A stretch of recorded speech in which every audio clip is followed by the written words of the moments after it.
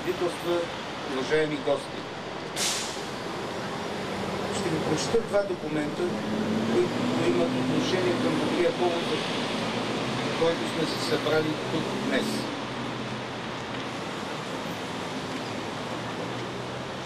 Българска патриаршия, Свети Синод на Българската православна църква, номер 792 от 7 юли 2006 година. До господин Трифон Павлов, председател на управителния съвет на Сдружение Епископ Йосиф Щросмайер, София. Уважаеми господин председателю, Светия Синод на Българската православна църква, от заседанието му на 20.06.2006 година с протокол номер 29 в пълен състав разгледа вашето писмо, изходящ номер 96 от 24 март 2006 година, имайки предвид заслугите на епископ Йосиф към делото на Българското възраждане, реши, че не възразява да се постави негов паметник в град София на улицата, носеща неговото име. С уважение, главен секретар на Светия Синод на Българската православна църква, архимандрит Наум. Втория документ. Държавен секретариат на Ватикана, 17 февруари 2006 година. До многоуважавания господин Трифон Павлов. Уважаеми господине, получихме вашето писмо, с което вие споделяте с негово светейшество вашите размишления, придружени с любезни благопожелания. Изразявайки сърдечна благодарност за това доказателство на почит, Светият Отец възлага задачата на тези, които работят за съхраняване и разпространение на духовното наследство на скъпия ми български народ от майчината закрилна Дева Мария, и ще измоли за вас и милите ви хора изобилие от небесни добрини и с готовност изпраща апостолическата си благословия. С многоуважение, верен на Господа подпис. Тук не трябва да има съмнение на великия син на братска Хърватия, големият приятел и благодетел на българския народ, епископ Йосиф Щросмайер. За неговия живот, дело и заслуги към нас ще говорят хората след мен. За идеята за паметника, съпричастните към нея и за нейното реализиране също вие виждате пред вас. Хора изключителни патриоти и родолюбци. Благодарение на тях всички ние успяхме да извършим една историческа справедливост и по един изключително скромен начин да изразиме нашата благодарност на нашето общество към направеното за нас от епископа. Вярно е също така, че тази благодарност идва с малко закъснение, което се изразява с някакви си стотина години. Нищо като време в историята, което ни прощава всичко. Ако говорим за признателност към този велик човек, едва ли ще се намерят по-подходящи думи от казаните през 1861 година от авторите на български народни песни, великомъчениците за справедливата българска кауза, братята Константин и Димитър Миладинови, които те посвещават заедно с първото издание на книгата си на епископ Йосиф Щросмайер. Държа да кажа, че този сборник, събрал песенното съкровище на България, очертава по категоричен и изключително безапелационен начин етническите граници на майка България, която сега не е в тях. На негова превъзвишеност и пресветлост господин Йосиф Щросмайер, епископ Босненски, Дяковачки и Сремски, наместник на престола на негова светлост, апостолически управител на Белградската и Смедеревската епископии, римски граф, действителен таен съветник на негово царско, кралско величество, придворен духовник, вировитачки велики жупан, извънреден държавен съветник, доктор на философията, богословията, изящните науки и прочие. Великодушният покровител на българската народна книжнина, с най-дълбоко уважение Константин и Димитър Миладинови. Уважаеми дами и господа, според мен след това, което са казали братя Миладинови преди толкова години, едва ли бих могъл да кажа нещо друго. Само си позволявам, че с решение номер 7 от 6 септември, Деня на Съединението на България, Управителният съвет на Сдружение епископ Йосиф Щросмайер реши, че във връзка с 17 септември, патронният празник на София, нашата столица, даряваме направеното от нас, на жителите на нашия град, с молба то да бъде съхранено. Контрол върху нашето решение да упражняват общинските власти на града. Благодаря ви. От тук нататък си позволявам да дам думата на уважавани от всички нас. Продължението започва така, че преди 2 години, може би някъде, седнахме с господин Павлов, голям дълголюбец, и у него се роди идеята да бъде създаден паметник на епископ Щросмайер на една улица, която е дълга 874 метра и на която няма нито една табела, че тя се нарича Йосиф Щросмайер. Тя съществува в жаргона на таксиметровите шофьори, които викат на Щросър, вместо да караме на Щросър веднага. Сега вече всички знаем какво е това. Господин Павлов каза необходимото, аз разчитам изключително много на компетентните слова от негово превъзходителство, посланника на Република Хърватска, и на нашия висок патрон, вице-президента на България, господин Ангел Марин. Искам да посоча, че от едната и от другата страна на гербовете на нашите две братски републики, Хърватска и България, са написани думите, които са били девиз на епископ Щросмайер: всичко за вярата и за отечеството, изписани на хърватски и на български език. От тук нататък моята задача е скромна, да кажа кои хора извършиха това граждански акт, не държавен, не политически, именно граждански, за да подпомогнат, за да построят този паметник. Имената не са много, не са и малко, но аз като опитен радиоговорител ще ги прочета бързо и разбираемо. Текста, който гласи тук, гласи: този паметник се въздигне с помощта на генерал Бойко Борисов, кмет на София, генерал Ангел Марин, вице-президент на Република България, генерал Георги Иванов, първи български космонавт, директора на Националния исторически музей, професор Божидар Димитров, фирмата Унифарм в лицето на господин Огнян Палавеев, фирмата Кодена в лицето на Петър Кирил Пейчеви, Холдинг Сигурност в лицето на господин Любен Ревичаров, Кирил Ананиев, едноличният търговец Бони Ас Андрей Коцев, едноличният търговец Табаков в лицето на господин Петър Табаков, Мрамор и гранит в лицето на господин Тамо Танов. Няма да казвам степента на заслугите му на Тамо Танов, който не се познавам. Ще кажа, че целият този камък, огромен 10 тонен, е подарък от фирмата в Владая. Това е важно. Доктор Харалампи Андреев, Павлин Павлов, вестник Дума, вестник Труд, други медии, включително новинар, списание Българските имоти, ПТА, Трета възраст, вестник Стандарт,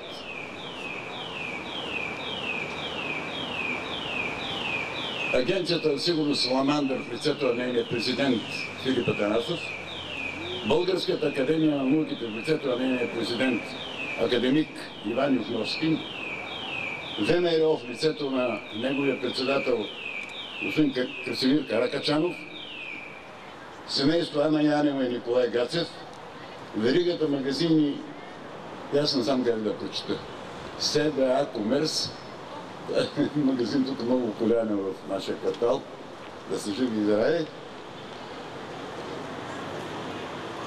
Инстрой, лицето на инженер Илия Тасев, Роял Флора, лицето на Константин Скориков, Павел Йовков, Васил Андреев, Рачо Петров,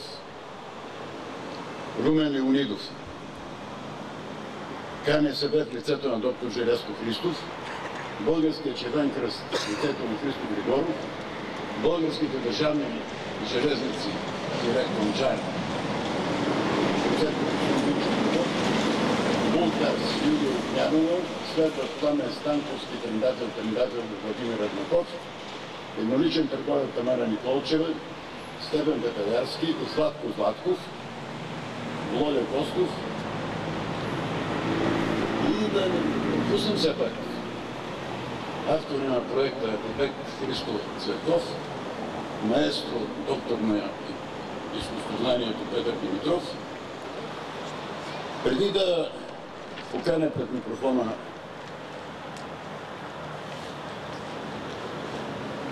високото присъствие на негово превъзходителство и на нашия висок патрон, аз си позволя да ми отнема още малко минути с две важни исторически свидетелства. Едното е баладата на братя Миладинови, които са историческия повод за подвига на Щросмайер, написано от Иван Вазов през 1882 година в град Пловдив. Баладата е изключително дълга, аз ще прочита малко от нея. Попейте ми, красни македонски деви, попейте ми вашите невинни припеви, летете опесни спомени големи, пейте ги девици, пейте ги при Струга, град хубав и стар, дето се родиха двата Миладина. Защото в един век за правдата дух разбуждаха смело народния дух и на братя родни чрез родното слово те готвяха битки и бъдеще ново. Защото те първи усетиха срам това велико чувство и в глухия храм сториха да екнат химни ясни Богу на език поробен от векове много. Защото казаха, народ сме велик и Господ познава нашия език. Защото смеяха без да ги е страх, с силни и да се борят и не бе ги грях, да пропаднат жертви заради народа с тия сладки думи, наука, свобода, защото сбираха песни от цял край. Защото от всите гори, реки, седянки и сватби хора стенания и вече обзети от гробния хлад, те пращаха с Богом на Божия свят и шушнаха тихо с гаснеща сила. Как много те любим, България мила. Следващите 2 минути ние ще вземем за първото и единствено стихотворение от български поет, журналист, нещо, което прави чест на нашето съсловие, посветено на Йосиф Щросмайер. След него такова стихотворение не е имало, той е писано 1000. Сега ние не сме на цитал, възприемаме тия неща като документ. И този документ е важен и никой от вас не го знае. И аз не го знаех, да се ви като вчера. В този ден на слава, чиста, светла, сияйна, но в Хърватско само тебе се покланят, старче. Къмто тебе днес любов безкрайна, почет, уважение, все славяни хранят.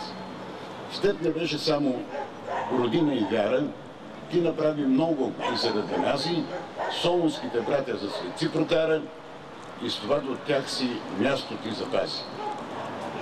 С волята си твърда и с ума си ведър, чуден владика вече си оставил, както беше сявка безграничен щедър, цял народ едва ли повече не направи. С почтение минавам вляво и отстъпвам мястото като микрофона на негово превъзходителство, граждан Буков Фонич, посланника на Република Хърватска в България.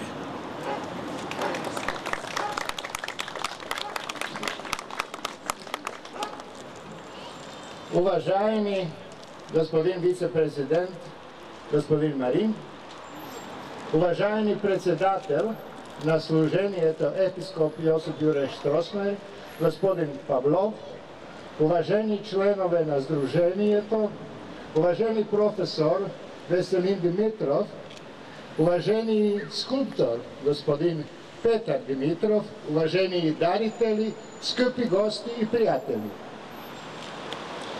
За мен е голяма част да изкажа най-сърдечни благодарности от името на Република Хърватия и лично от мое име на председателя на гражданското сдружение, епископ Йосип Юрай Штросмайер, господин Трифон Павлов, както и на всички членове на Сдружението за благородната идея и величествения успех при издигането и откриването на този паметник.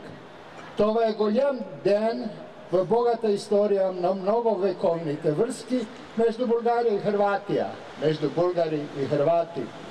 За този ден имат еднакви заслуги, както високи покровител, всички дарители, така и град София, на които Република Хърватия, а също и аз, лично много благодарим.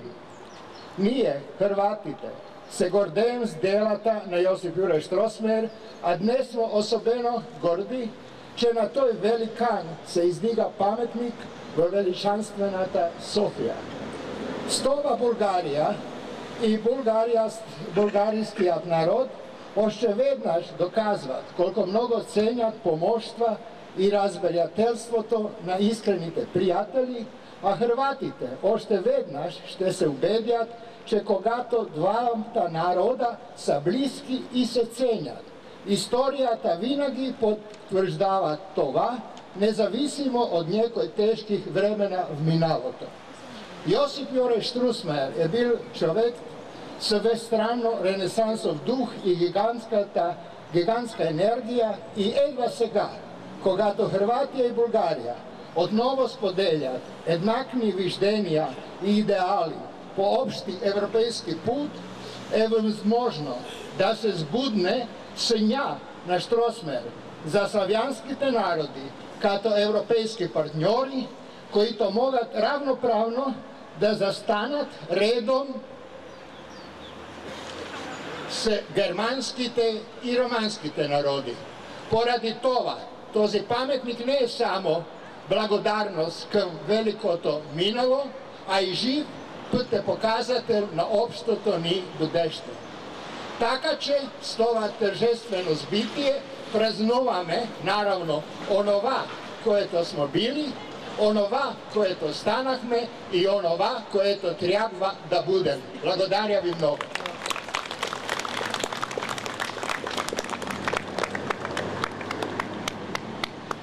Уважаеми присъстващи, за мен е една изключителна чест да дам думата на патрона на нашето начинание, тъй като едва ли през него щяхме да го направим.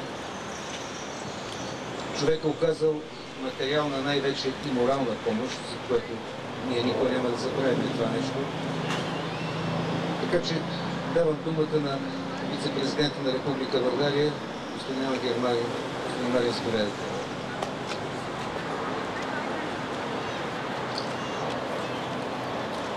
Ваши превъзходителства, уважаеми госпожи и господа от Сдружение епископ Штросмайер, госпожи и господа, приносът на Йосип Юрай Штросмайер за България е огромен. Изграждането на този паметник е скромна част от благодарността на България към него.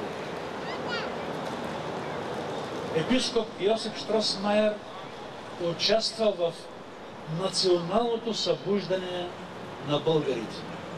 Споделя мнението, че без него историята на българското възраждане щеше да бъде победна. Той намира средства и благодарение на него се издава сборника от български народни песни, събрани от българите, братя Константин и Димитър Миладинови от Струга. Когато се извършва подготовката за издаването на този сборник от песни, той не иска нищо друго от събирателите, от братя Миладинови поставя едно единствено условие. Песните да бъдат написани на кирилица.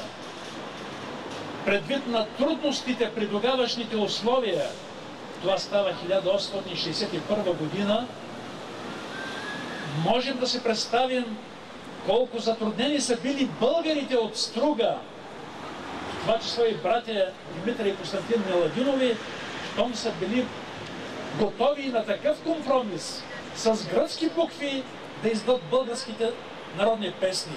Само и само те да се съхранят, а чрез тях да се съхрани и българската памет.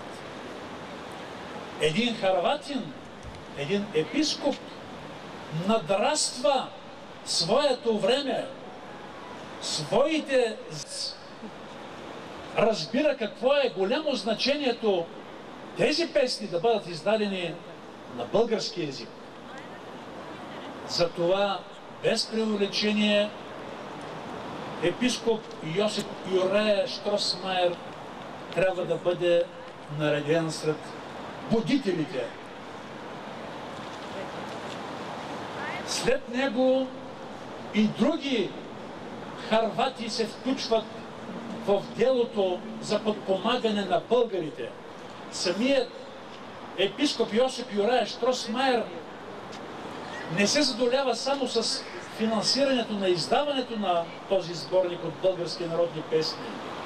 Той заедно с други свои сънародници осигуряват стипендии за български младежи, които се учат в Загребския университет.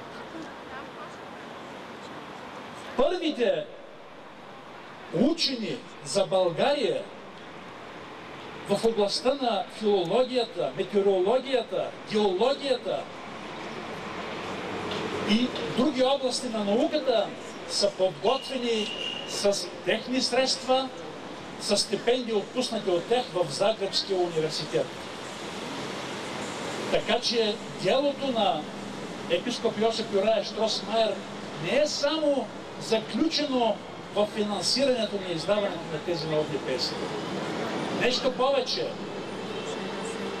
Той се интересува от съдбата на българите и преди освобождението от турско робство, и по време на освобождението, и след освобождението. Не е необходимо да си припомняме нашата история от края на 19 век, за да се разбере колко необходима, колко полезна е била подкрепата от един такъв авторитетен човек. Не случайно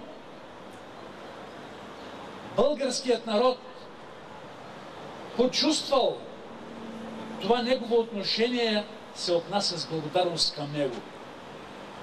Отиват да го поздравят ученици от Кюстендилското педагогическо училище. Това е вече към края на живота му. По време на обяда с тези ученици той казва знаменателната фраза, една висока оценка за българския народ. Искрено обичам и уважавам добрия, работния и напредничевия български народ. С това отношение, с тези действия, епископ Йосип Юрая Щросмайер още в онова време показва, че нашите страни от нашия регион на Югоизточна Европа са част не само от географията, а и от културата, от духовността на Европа. С неговото дело, нашият регион на Балканите е част от духовността на Европа, част от Европа на духа. Навярно, топлите чувства на българите към епископ Йосип Юрая Щросмайер е и поради духовната близост между него като човек, като деятел и българите като разбиране за това какви са ценностите и подредбите в живота. поставяйки на преден план духовността, културата, съхранението на националната идентичност.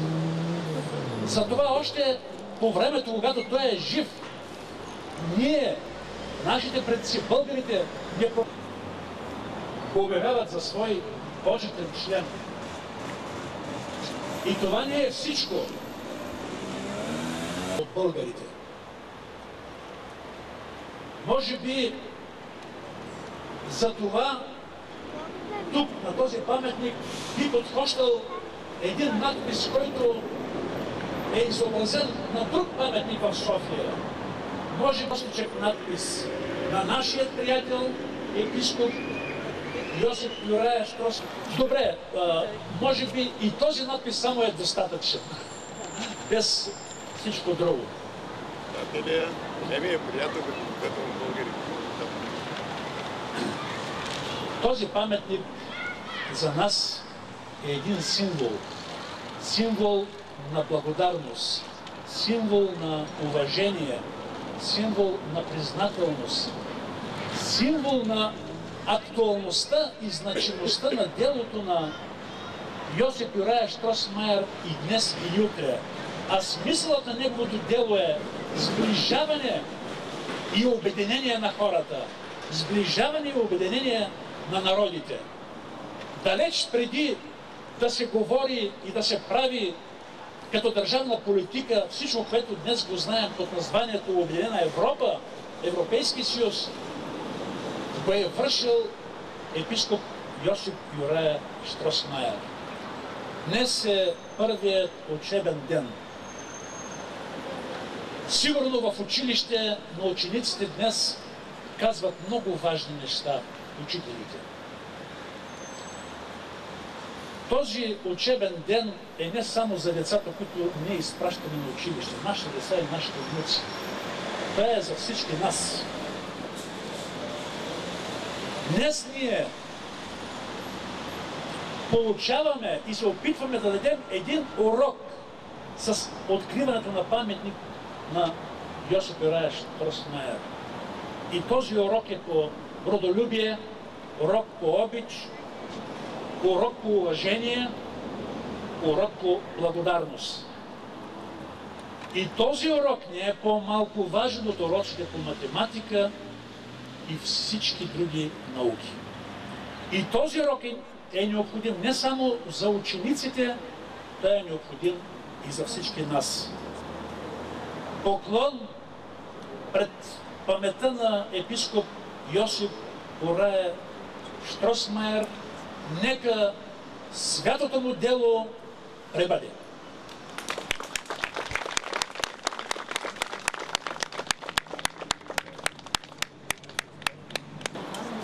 Като патрон на това предприятие, даже и ножици да открие паметника и нека той да ни бъде честит.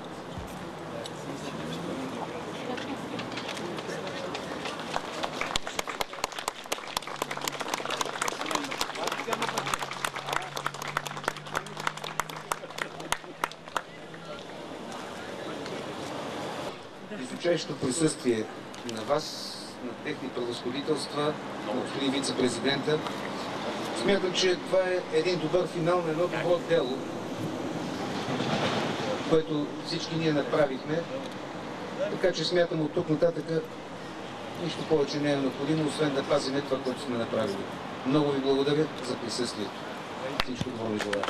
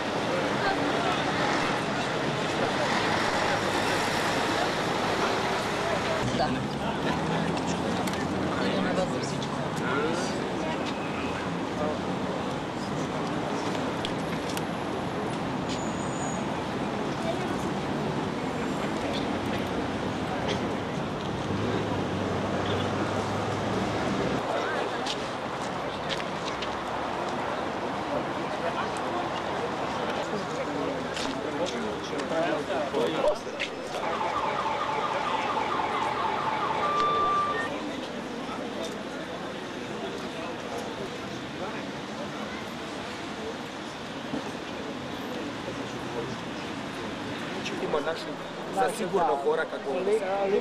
Lično da ispratimo i sa šofjar na naslušanje. Nekaj se da sve.